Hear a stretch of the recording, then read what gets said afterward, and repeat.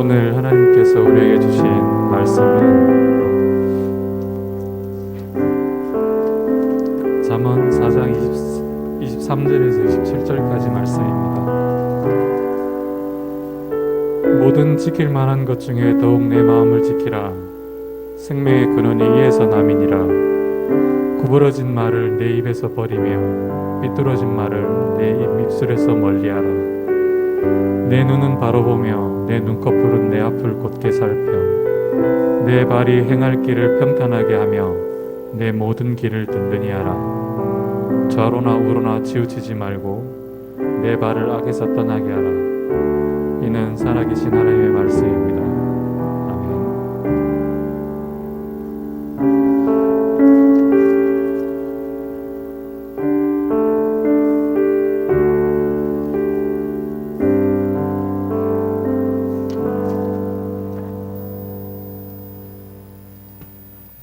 할렐루야. 오늘 날씨는 좀 좋죠. 오늘은 간만에 좀 좋은 것 같아요. 계속 주말마다 그죠? 비 오고 흐리고 막 그랬었는데 제가 알기로는 3월 초부터 그랬어요. 3월 초부터. 왜냐면 그때쯤 제가 좀 어떤 그 이미지를 봤는데 별이 나오는 이미지였어요. 그래서 별을 한번 보러 가야 되겠구나 이런 생각을 했거든요.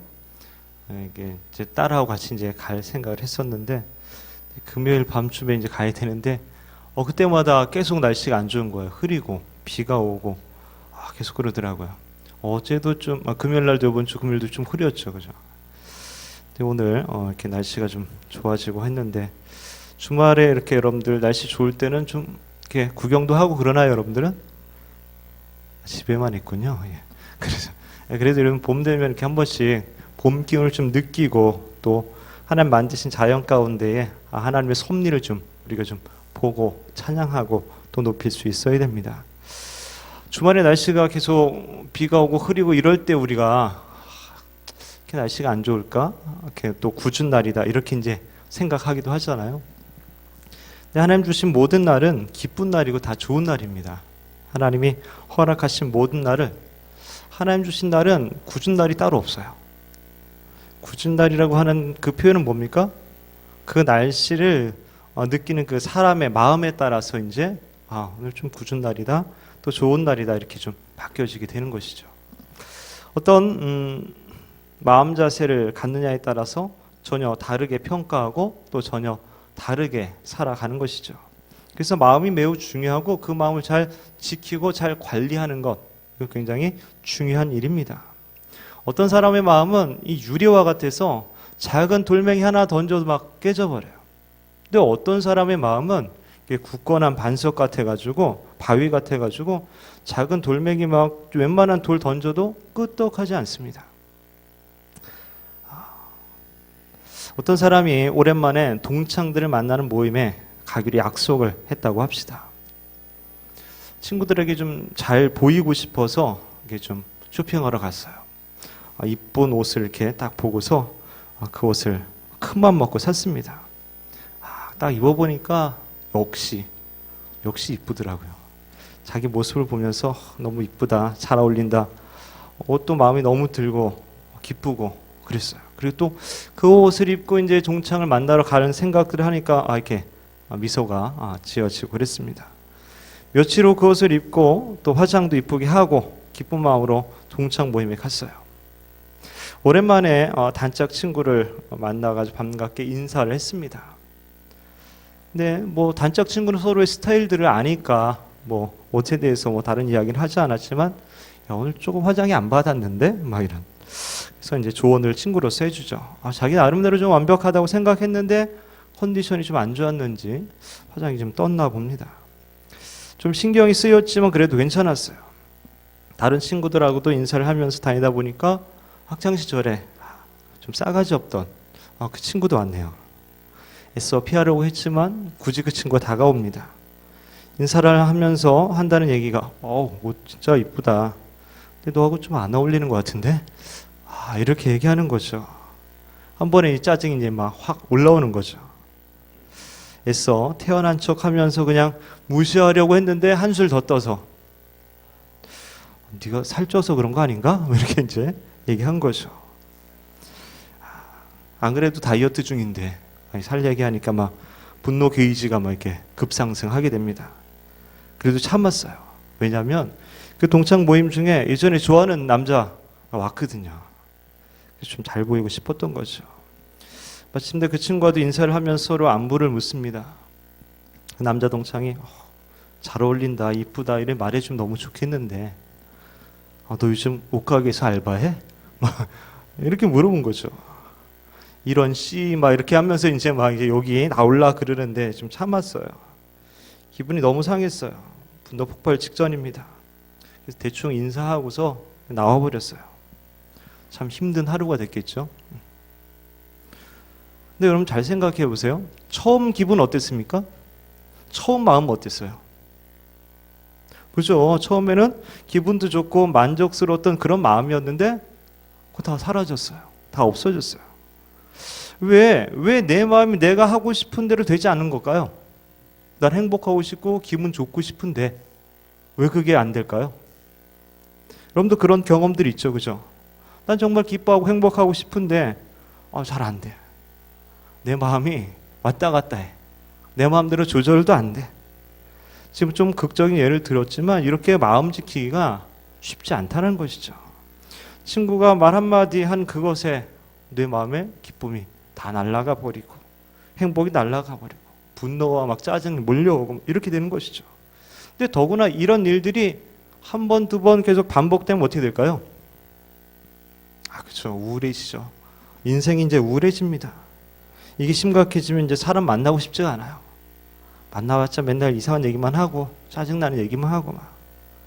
이게 더 심해지면 이제 마음이 병들고 결국 그죠? 죽음 향해 나아갑니다. 돈이 많이 있어도 인기가 많아도 젊어도 권세와 명예가 있는 사람이라도 마음이 병들면 위험해요. 인생 포기할 수 있고 죽음을 택하기도 합니다. 이것이 오늘날에는 굉장히 심각한 문제로 많이 대두되고 있어요. 그럼 마음과 몸과 돈 중에서 어떤 것이 더 중요하다고 생각합니까? 영국의 시인 밀턴은 마음은 천국도 만들고 지옥도 만든다 이렇게 말했다고 합니다. 오늘 말씀에서 뭐라 그럽니까? 모든 지킬 만한 것 중에 더욱 내 마음을 지키라. 생명의 근원이 이에서 남이니라. 자, 안 보고 해보겠습니다. 준비됐나요? 자, 시작.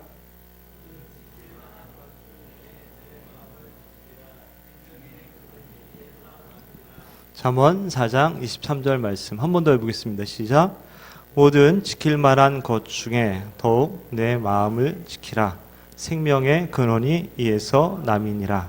잠언 4장 23절 말씀. 아멘. 우린 마음을 지켜야 합니다. 그렇다면 성경에서 말하는 마음이란 건 뭘까요? 17세기 영국의 신학자인 존 오웬은 성경에서 마음은 여러 가지로 의미로 사용되었는데 어떤 때는 사고와 이해, 어떤 때는 의지, 어떤 때는 정서, 어떤 때는 양심, 어떤 때는 우리 영혼 전체를 가리키는 말로 사용되었다라고 말합니다. 이어서 그는 이렇게 말해요. 지성은 무엇을 행해야 할지 또는 무엇을 거절해야 할지를 묻거나 구별하거나 판단하는 일을 한다. 의지는 무언가를 선택하기도 하고 거절하거나 피하기도 한다. 정서는 무언가를 좋아하거나 싫어하여서 어딘가에 달라붙거나 무언가를 혐오하여 멀리하거나 한다. 양심은 무언가를 경고하거나 결심한다. 이 모든 것들을 다 합해서 성경은 마음이라고 부른다. 그렇죠? 성경에서 나온 마음은 굉장히 좀 폭이 넓은 그런 개념을 갖고 있어요. 즉 마음은 우리의 모든 생각과 지성과 의지와 감정과 결정과 판단이 이루어지는 그런 곳이다 라는 것이죠. 쉽게 우리가 뭐 먹으려고 할 때도 어떻습니까? 그죠? 먹거나 마실 때도 우리의 마음이 움직여야 되는 것이죠. 그래서 우리의 마음에 무엇이 담겨져 있느냐 하는 것이 굉장히 중요합니다. 결국 마음에 있는 것이 우리의 삶을 움직이게 하기 때문인 것이죠. 하버드 대학교 심리학과 엘렌 랭어 교수가 우리의 생각과 말이 얼마나 큰 힘을 가지고 있는지 실험을 해보았다고 합니다. 호텔에서 청소부로 일하는 그런 사람들 보니까 운동장이 굉장히 많아요. 이 육체적인 게 일을 하다 보니까 그래서 굉장히 충분한 운동을 하고 있겠구나 이렇게 생각했어요. 근데 그럼에도 불구하고 그들의 체중은 일반 사무직 직원들과 비슷한 상태였다고 합니다. 몸을 많이 쓰면 좀 이렇게 좀 더 건강하고 또 이렇게 살도 많이 빨릴 줄 알았는데 그렇지 않다는 거죠. 그래서 이 랭어 교수가 그들 중 한 절반 정도에게 말을 해줬대요. 지금 청소하는 일이 건강과 열량 소모에 아주 큰 도움이 될 겁니다. 라고 이야기를 해줬다고 합니다. 그리고 나서 한 달 이후에 건강 상태를 체크해 봤더니 아무 말도 듣지 못한 사람은 그대로였고, 청소하는 일이 열량 소모에 큰 도움이 된다는 이야기를 들었던 사람들에게는 몸무게와 비만율이 크게 감소하는 결과를 가져왔다고 하는 것이죠. 우리가 어떤 말을 듣고 어떤 생각을 하느냐에 따라서 우리 신체도 영향을 받는다라는 것을 증명한 이야기입니다. 그래서 우리가 마음을 지키기 위해서 좋은 말을 듣고 좋은 말을 하고 또 좋은 것을 보고 행할 그럴 필요가 있습니다. 그럼 어떻게 우리가 마음을 지켜야 될까? 먼저는 입을 잘 지켜야 합니다. 오늘 본문의 24절 말씀 보면은 구부러진 말을 내 입에서 버리며 삐뚤어진 말을 내 입술에서 멀리하라. 뭔가 좀 더럽고 추한 말을, 거짓되고 잘못된 말 이런 거 하지 말라는 거예요. 그런 것은 우리의 마음을 지키는데 전혀 도움이 되지 않는다라는 것이죠. 오히려 마음을 망가뜨리게 되죠. 쉽게 얘기하면 내가 어떤 욕을 한다고 해봐요. 안 좋은 막 그런 말을 한다고 할 때 그 욕을 가장 먼저 듣는 사람 누굽니까? 그래서 내가 제일 먼저 들어요. 내가 제일 먼저 들어요. 그리고 그 말을 들음으로써 내 마음은 기분 안 좋아지는 거죠. 욕하면서 기분 좋은 사람 있어요? 이상한 사람이죠, 그럼. 자, 우리의 마음은 내가 말한 대로 하려고 굉장히 노력을 합니다. 내 귀에 들린 대로 내가 그런 사람이 되려고 노력을 해요. 옆 사람에게 감사합니다 이렇게 인사를 하게 되면은 그 순간 어떻게 해요? 이 사람이 나한테 뭐 잘해준 게 있나? 이걸 막 찾는다는 거죠. 우리 마음속에, 우리 뇌 속에 그런 걸 찾으려고 막 노력을 한다는 거죠. 그런 원리를 잘 사용하려면 나에게 좋은 말들을 해줘야 돼요. 내가 좋은 말들을 들어야 돼요. 그래서 나는 그런 사람으로 계속 바뀌어지도록 스스로가 노력하게 된다는 것이죠. 두 번째로는 마음 지키는 방법은 눈을 지키는 겁니다. 25절을 보면 내 눈은 바로 보며 내 눈꺼풀은 내 앞을 곧게 살펴. 한눈 팔지 말라라는 것입니다. 내가 가야 할 그 바른 길 거기로 곧장 가라 이런 이야기예요. 근데 어떻게 다른 곳 안 보고 그렇게 살 수가 있겠습니까? 그렇죠? 요즘 재밌는 것들 너무 많잖아요. 그렇죠? 요즘 뭐 OTT 알죠? OTT 오버 더 탑 서비스 이렇게 말하면 잘 모르겠죠, 그죠? 인터넷을 통해서 어디서나 미디어 콘텐츠를 접할 수 있는 이런 서비스를 OTT 서비스라고 그러죠. 그래서 무제한으로 막 영화 보고, 그죠? 드라마, 막 쇼 프로그램 1회부터 정주행하고 막 이러잖아요, 그죠? 또 요즘 뭐 유튜브 같은 거라든지, 그죠? 틱톡이라든지 이런 것들을 통해서 수많은 영상을 접하게 됩니다. 또 그 알고리즘을 통해서 막 관련된 영상을 끊임없이 막 띄워주잖아요. 근데 우리는 보는 것에 대한 위험성을 여러분들이 좀 인식하고 있어야 됩니다. 굉장히 위험합니다. 보는 것은. 보통 영상이 1초에 사진 몇 장 돌아갑니까? 그죠? 사진이 30장 돌아가는 걸 30프레임이라고 그러죠? 그죠? 요즘 60프레임도 있더라고 보니까요. 아주 좋아지니까. 근데 문제는 이렇게 빠른 속도로 지나가는 그 영상 정보를 우리의 두뇌가 처리할 수가 없어요. 처리할 수 있는 능력이 안 돼요. 그것이 옳고 그른지 내가 받아들여야 되는지 그렇지 말아야 되는지 분별할 수 있는 시간이랑 여유가 없어요. 우리의 뇌가 그래요. 그래서 보는 대로 그냥 받아들여야 대부분. 무비판적으로. 아 그렇구나 하고 이렇게 되는 거예요. 그래서 영상을 많이 보거나 게임을 많이 하게 되면 그런 것들을 판단하는 역할을 하는 전두엽이 거의 다 망가지게 되는 것이죠. 무감각하고 그렇죠. 무비판적이고 그런 사람도 이제 거의 표정이 없어져요. 그리고 문제는 아무 비판적인 생각 없이 보게 되면 그 영상이 원하는 대로 넘어갈 가능성이 매우 높다라는 것이죠. 광고 영상, CF 영상들이 다 그런 원리를 이용하는 것이죠. 근데 요즘 영상들이 어떻습니까? 굉장히 자극적이죠. 또 뭐 요즘 뭐 ASMR 뭐 이런 거 해가지고 막 그죠? 더 자극적으로 만들죠. 그래야 사람들이 많이 보고, 그래야 많이 구독하고, 그래야 많이 돈을 벌죠. 그런 거죠. 기독교 영상이라고 해도 좀 조심해야 돼요. 요즘은 일단 사이비 신천지들이 영상을 더 많이 올려요. 그리고 어떤 건 너무 좀 치우치는 것도 있고 성동하는 것도 있고 이런 것들을 좀 분별할 필요가 있다라는 거죠. 또 요즘 음란물도 많죠. 야동, 포르노 막 이런 것들이 너무 많습니다. 더구나 가짜 뉴스와 가짜 영상들이 판을 치고 있죠. 그래서 이런 것들을 보게 되면 나도 모르게 거의 무비판적으로 그들이 말하는 어떤 가치관, 세상적인 가치관, 잘못된 의식, 어떤 성적인 욕망, 황금 만능주의, 그들이 말하는 어떤 그런 기준들, 또 세상적인 삶의 목표들 이런 것들이 나도 모르게 내 마음에 들어오고 그 내 마음을 가득 채우게 됩니다. 그리고 그 마음이 바로 여러분의 삶을 움직이게 하는 것이죠. 그렇게 세상적인 것을 많이 집어넣으면 결국 어떻게 해야 됩니까? 그 사람은 결국 세상적인 사람이 되는 거야.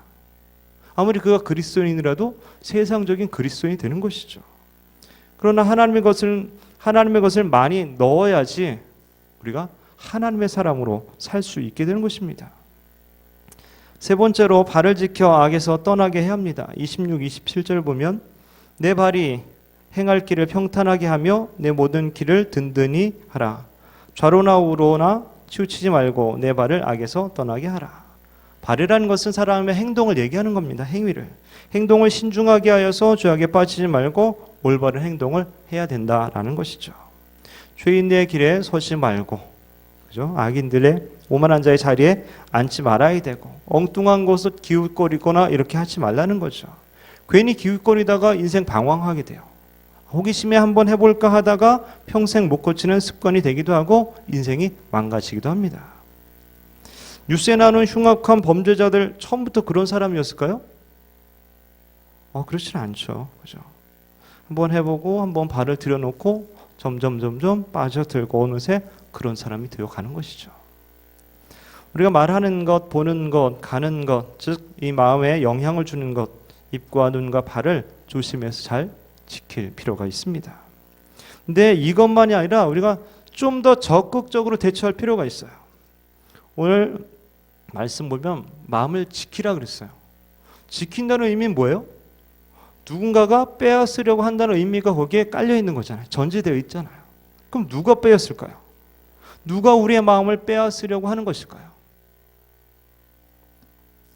아담과 하와를 미혹해서 하나님께로 향하는 마음을 훔쳤고, 이스라엘 백성들의 마음을 돌려서 우상을 섬기게 하고, 아나니아와 삽비라의 마음을 훔치고 가룟 유다의 마음에 예수님을 팔려는 마음을 넣었던 사탄이 있어요.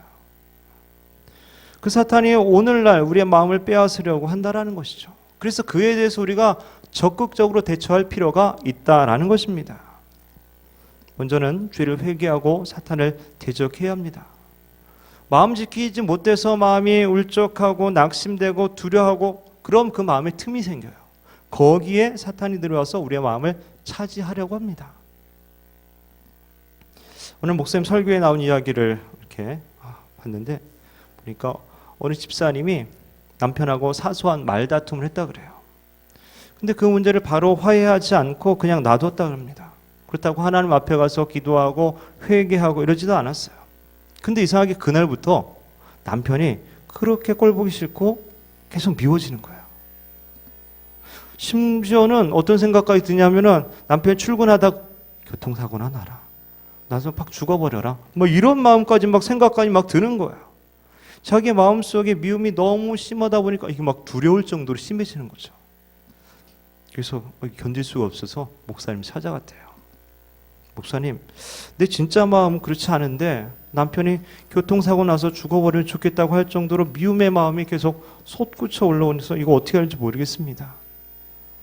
미움을 도저히 떨쳐버릴 수가 없어서 그래서 고민하다가 상담하러 왔습니다. 그래서 그 목사님이 얘기했대죠. 집사님, 그 미움은 집사님에게서 난 것이 아닙니다. 자기 자신을 자꾸 원망하지 마십시오. 사소한 일로 싸움을 했지만 회개를 하지 않았기 때문에 그 문이 열려 있어서 사탄이 들어와서 미움을 부추겨서 가정을 파괴하려는 것입니다. 그러므로 자기 자신도 원망하지 말고 남편도 원망하지 말고 그 원인이 배후에 있는 사탄이기 때문에 예수의 이름으로 단호하게 물리치십시오. 그래서 집사님이 예수 그리스도의 이름으로 기도하면서 사탄을 대적하고 또 남편과 싸운 것을 회개하고 그러자 마음이 평안해졌다라는 것이죠. 사소한 죄라도 죄를 짓게 되었을 때 그것을 가만히 방치해 두게 되면은 그 틈이 생깁니다. 악한 영들이 들어올 수 있게 됩니다. 그렇게 되면 내 마음의 결정권을 잃어버려요. 엉뚱한 것을 결정하게 되고 하기 싫은데도 나는 하기 싫다고 생각했는데 계속 그걸 하고 있어요. 이상한 생각들이 떠오르고 그러는 거죠. 죄라는 것은 하나님과의 관계에 틈을 내는 것입니다. 그것이 있다면 빨리 회개해야 합니다. 다윗이 밧세바와 불륜을 저지르잖아요. 근데 그 죄로 끝나지 않았어요. 그것을 회개하지 않으니까 결국 밧세바의 남편을 죽여버립니다. 요즘 한창 뉴스에 나오는 그 있죠. 세모녀 살인사건. 그 세모녀 살인사건의 발단은 피해자하고 말다툼하는 데 있었다. 이 뉴스 이렇게 보니까 그런 이야기가 있더라고요. 별것 아닐 수도 있지만 어떤 사람에게는 그것이 사탄에게 틈을 주는 그것이 될 수 있는 것이죠. 가룟 유다가 예수님 배반할 때 그의 마음에 생긴 틈에 사탄이 예수를 팔려는 생각을 집어넣어 주었다 성경은 기록하죠. 요한복음 13장에 보면 마귀가 벌써 시몬의 아들 가룟 유다의 마음에 예수를 팔려는 생각을 넣었더라. 그 생각에 따라서 결국 팔아버립니다. 예수를. 후에 그 마음에 죄책감 느끼고 양심에 찔려서 나중에 자살해요. 가룟 유다가. 자살의 마음이 들 때도 빨리 회개하고 사탄을 대적해야 했었는데 그렇지 못하고 그 마음대로 끌려다녀서 결국 그렇게 인생을 마감합니다. 두 번째로는 말씀과 기도로 마음을 채워야 합니다. 죄로 인해서 마음에 틈이 생기고 또 사탄이 침투하게 됩니까? 그럼 어떻게 하면 좋을까? 죄를 아예 짓지 않는 쪽으로 가는 게 제일 좋죠. 그래서 시편 기자는 이렇게 말합니다. 내가 주께 범죄하지 아니하려 하여 주의 말씀을 내 마음에 두었나이다. 매일같이 하나님의 말씀으로 우리의 마음을 지키지 않으면 우리는 소망이 없어요. 우리는 힘이 없어요. 우리 속에 악하고 더러운 것들을 이길 수가 없습니다. 그래서 무엇보다도 하나님 말씀 보는 시간을 많이 늘려야 합니다.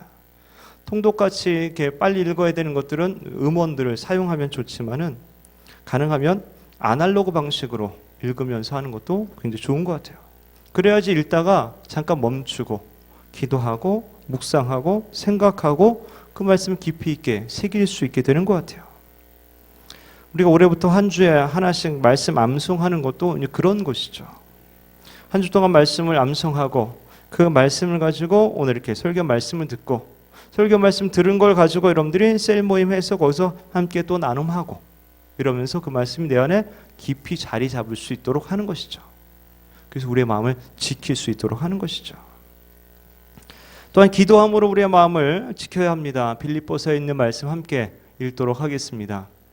아무것도 염려하지 말고 다만 모든 일에 기도와 간구로 너희 구할 것을 감사함으로 하나님께 아뢰라. 그리하면 모든 지각에 뛰어난 하나님의 평강이 그리스도 예수 안에서 너희 마음과 생각을 지키시리라. 우리가 하나님께 기도할 때 하나님께서 우리의 마음과 생각을 지켜주시겠다 약속하시는 것이죠. 풍랑에 밀려 요동하는 배와 같이 불안정하고 위태한 우리들의 마음을 하나님께서 지켜주시 않는다면 우리는 넘어질 수밖에 없을 것입니다. 성경에 쉬지 말고 기도하라는 의미도 그 생각 속에 늘 하나님과 영적인 교제가 그 끈이 끊어지지 않게 해라 라는 의미로 볼 수가 있어요. 그래서 여러분들이 정해진 시간을 늘 기도할 수 있어야 합니다. 기도를 통해서 내가 버려야 될 마음, 내가 포기해야 될 마음, 내려놓아야 될 마음, 잘못된 마음, 사탄이 준 마음 이런 것들을 분별하고 버려야 합니다. 그리고 하나님 원하시는 마음, 하나님 기뻐하시는 마음, 그런 생각, 믿음의 생각, 평안의 마음들을 갖도록 그 시간에 조율할 수 있어야 합니다. 또한 수시로 기도해야 합니다. 길을 가다가도 이상한 생각이 들어오면 기도하세요. 죄된 마음이 생길 때, 죄의 유혹이 들 때에 기도하세요. 그런 것을 봤을 때 기도하세요.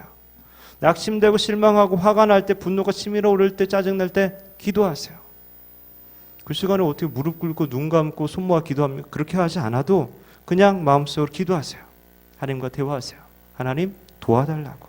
제가 이런 모습을 봤습니다. 제 마음이 이렇습니다. 하나님이 도와주셔야 합니다. 제 마음을 지켜주옵소서 기도하세요. 세 번째로는 나의 정체성을 확실히 선포해야 합니다. 요즘 보면은 아무 생각 없이 사는 사람들이 의외로 많아요. 그죠? 여러분 생각 없는 사람 있죠? 물어보면 아무 생각 없는데 이래요. 그죠? 의외로 많더라고 보니까요. 물론 예. 근데 이거 참 위험한 것 같아요. 이것도. 사탄은 아무 생각 없이 사는 사람들의 그 마음에 들어가서 살려 그래요. 왜? 아무도 없으니까. 주인이 없으니까.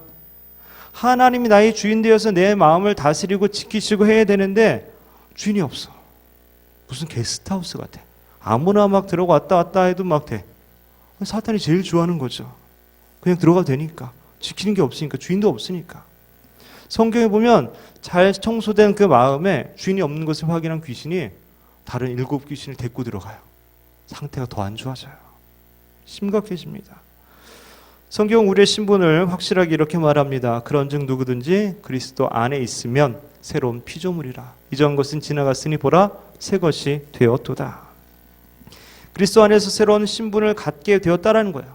이제부터는 사탄의 소속이 아니라 하나님의 소속으로 바뀌었다라는 거예요. 이 정체성을 여러분들이 꼭 붙잡고 있어야 됩니다. 나의 주인이 하나님이심을 내가 확실하게 믿고 알고 선포할 수 있어야 돼요.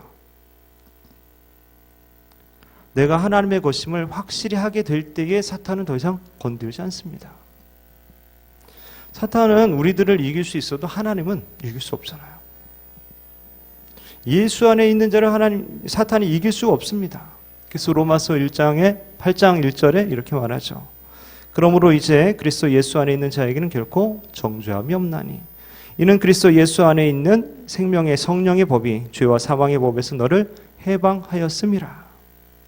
우리는 예수님을 믿음으로 말미암아 용서받고 의롭게 된 그 신분을 가지고 있다는 거죠. 더 이상 정죄함이 없어요. 더 이상 사망이 없고 더 이상 영원히 더 이상 사탄의 어떤 종이 아니라 이제는 영원히 주님의 것이고 주님의 나를 향해서 주님이 주신 생명으로 영원히 사는 그런 삶을 사는 것이죠. 갈라디아서 5장에도 그리스도께서 우리를 자유롭게 하려고 자유를 주셨으니 그러므로 굳건하게 서서 다시는 종의 멍에를 매지 말라. 십자가를 통해서 우리를 사탄의 권세에서 빼내어 주셨어요. 이제 하나님의 자녀, 하나님의 백성 삼아 주셨습니다. 물론 아직도 우리가 죄의 영향을 받고 죄를 짓기도 하지만 우리의 신분은 그저 죄인이 아니라 의인으로 바뀌었다는 것을 우리가 분명히 하고 기억하고 있어야 됩니다. 이게 희미해지면은 위험해요. 예전에 귀신 들린 것 같은 성도님을 만난 적이 있어요. 자기 안에 다른 존재가 있어요. 굉장히 힘들어했어요. 쫓아내기 위해서 기도도 하고 찬양도 하고 막 말씀도 읽고 막 이랬어요. 근데 바로 해결되지 않더라고요. 그러다가 지혜가 떠올랐어요. 이 사람이 하나님의 소유라면, 이 사람이 하나님의 것이라면 감히 사탄이 건드릴 수 없을 것이다 라고 생각했어요. 그래서 그 존재한테 너 왜 이 사람이 하나님의 것인데 네 건드리냐? 이 사람 분명히 하나님의 사람인데 빨리 나가라. 이렇게 내가 말했어요. 그랬더니 그 존재가 이렇게 말하는 거죠. 그 말이 굉장히 충격적이었어요.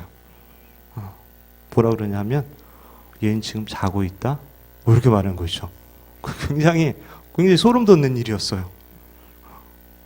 그 상황에서 그 성도가 누워 자는 것처럼 보였지만 육신적으로 자는 것을 말하는 것이 아님을 제가 단번에 알아차릴 수 있었어요. 영적으로 자고 있다고 그렇게 말하는 거죠. 영적으로 깨어있지 않기 때문에 자기 마음대로 들을 수 있다는 그 얘기를 하는 거예요.